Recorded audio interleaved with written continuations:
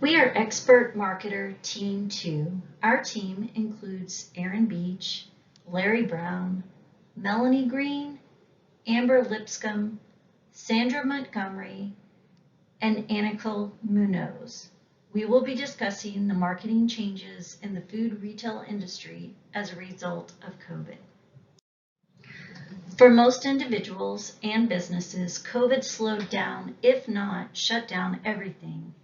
Although for the food retail industry, COVID had an opposite impact. Grocery stores were scrambling to find ways to maintain adequate staffing and to find ways to maintain inventory during a time when spending habits were unpredictable, all while simultaneously implementing new policies for the protection of their customers and staff. During this presentation, we'll discuss two of the many changes that occurred during COVID: the increase in audio advertising and the need for leveraging partnerships with delivery companies or having to initiate their own delivery service to deliver goods to customers for the safety of both the consumers and employees. We'll also be making recommended goals to increase changes within the industry. These suggested changes will address the continual supply chain issues post-COVID, ideas for strengthening the business's brand, opportunities for increasing efficiencies associated with customer service and time management, as well as opportunities to improve workforce planning. I'm going to discuss one of the marketing changes that was already made as a result of COVID-19. And that is how audio out-of-home advertising was used in supermarkets. Now, audio out-of-home advertising was a thing that existed before COVID-19. I'm sure you can recall going to your local grocery store and hearing music playing. That's part of this same system. So what is this system, and how did it change during COVID-19? First, this is an advanced in-store music and advertising system. It gives supermarkets the unique opportunity to talk to customers while making actual purchasing decisions. Brenner, 2022. These advertisements are generally 15 to 30 seconds in length and can be personalized based on time of day and shopper demographics. Brenner, 2022. In between the advertisement, you will hear music. So how did this audio out-of-home advertising system change during COVID-19? First, it was used as a safe distance form of advertising to give useful information and induce emotion in advertising just by shifting tone of voice. WARC 2020. It was also used to create a comfortable and confident ambiance designed to bring customers back to brick-and-mortar supermarkets. Baxter 2021. And finally, it was used to create more advertisements since customers were spending longer in stores buying larger amounts of stuff so they didn't have to come back as often as the stores reopened. The evolution of delivery apps. Before COVID, supermarkets began experimenting with the idea of using delivery apps to target shoppers that primarily shopped online. When the pandemic hit, these delivery apps provided shoppers with the following conveniences: shopping online from home, having items delivered to the home, contactless pickup from the store. It also eliminated the wait to check out in store. Online purchases on sales in 2019 pre-COVID were 2.3%. During the pandemic, in June 2020, purchases increased to 35%.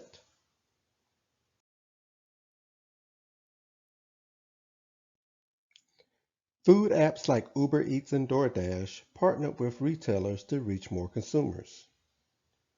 Most supermarkets like Walmart, Sam's Club, and Kroger decided it would be in their best interest to create their own delivery apps to increase sales.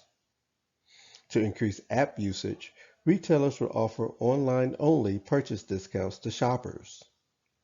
Some retailers like Winn-Dixie used a geolocation feature to create location-specific ads for shoppers.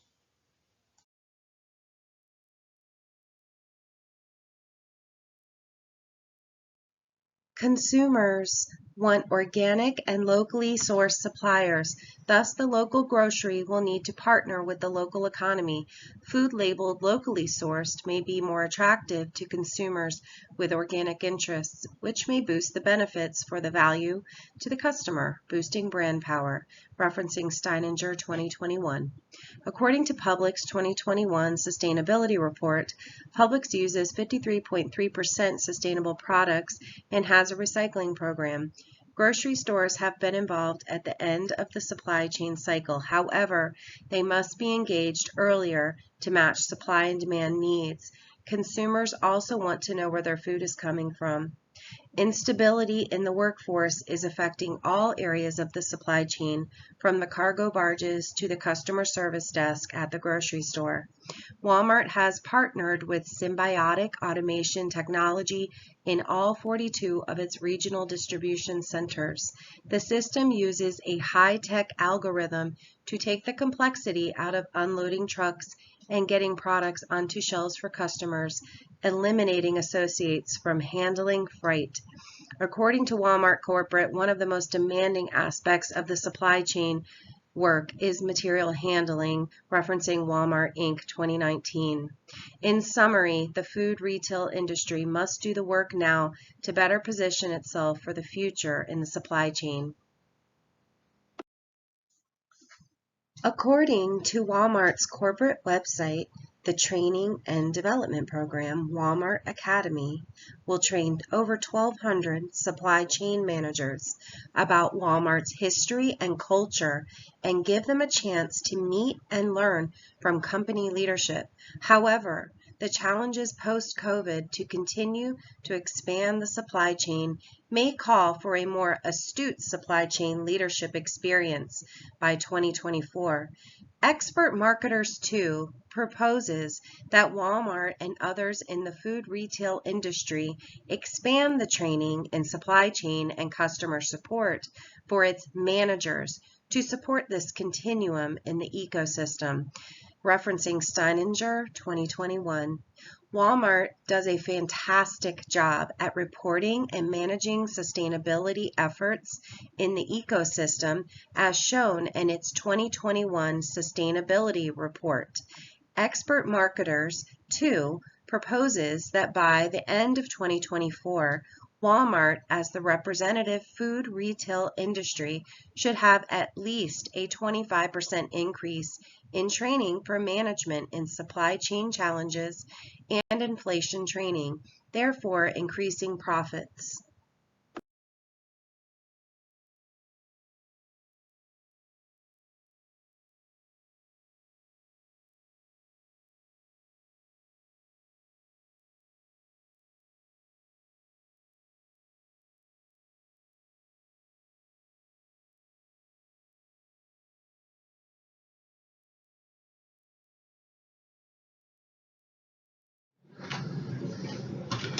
Staff attraction and retention has always been pivotal to the success of any business. During COVID, the turnover rate for retail was approximately 58%. Post-COVID, grocers are working through a balancing act of maintaining adequate levels of staffing while simultaneously improving productivity and reducing labor costs. COVID brought with it a consumer preference for online shopping that is not going away and is increasing steadily. Long-term grocery goals will include working towards a more automated and digitized workforce, which will over time reduce the need for staffing by as much as 54%. As consumers, we can feel the effects of this push towards automation when we enter stores and are offered opportunities to use self-checkout. Grocery stores are not quite there and still require a human workforce to meet the needs of improving the supermarket experience and improving productivity. It is a short-term problem with a long-term remedy. And although in the short term, reducing the turnover of core positions will provide stability for the company now and going forward. If the long-term goal of the company is to invest in technology and digitize, then the focal point of short-term goals should be to hire and retain core positions that will continue once automated checkouts are in place. This can be accomplished through the implementation of an employee engagement plan that will reduce the existing 65% turnover rate by 25%, incentivizing existing employees to work towards promotions. This can be accomplished within one fiscal year.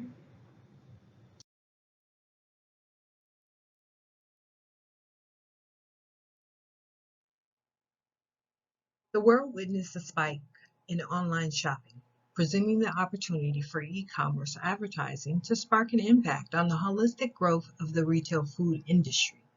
The coronavirus has adversely affected the sector, causing unprecedented changes between online shops versus brick and mortar, small versus large retailers, and essentials versus non-essential items consumers choose to purchase. The coronavirus has played a key role in boosting food hoarding, as we saw shelves emptied, and shopping over the internet. The policies implemented by governments to curtail the spread of the virus restricted consumer mobility, food industry firm behavior, supply chain, and worker movement. The pandemic caused consumers who normally did not order items and groceries online to adhere to the government implemented guidelines such as stay at home orders and social distancing, which boosted e-commerce. Key players in the food retail industry began establishing e-stores to match the growing demand, and those who were already established began focusing on quality improvement to gain a competitive advantage and retain customers. As noted in the slide, the coronavirus pandemic also affected essential and non-essential online ordering. But what's not noted is when the goods were not absolutely necessary but were needed, such as clothing, games to entertain and remain engaged, and beauty products, among other things, retailers were and still are expected to ensure the necessary social distancing and hygiene measures are in place.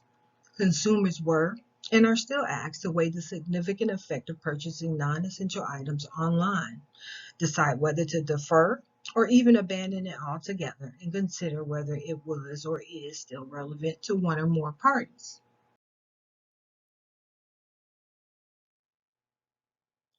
I recommend supermarkets increase putting additional focus into the content on social media, which serves different purposes for different types of consumers at different funnel stages. Some approaches will be ideal for attracting customers to like a brand, while others are key in building loyalty with existing customers.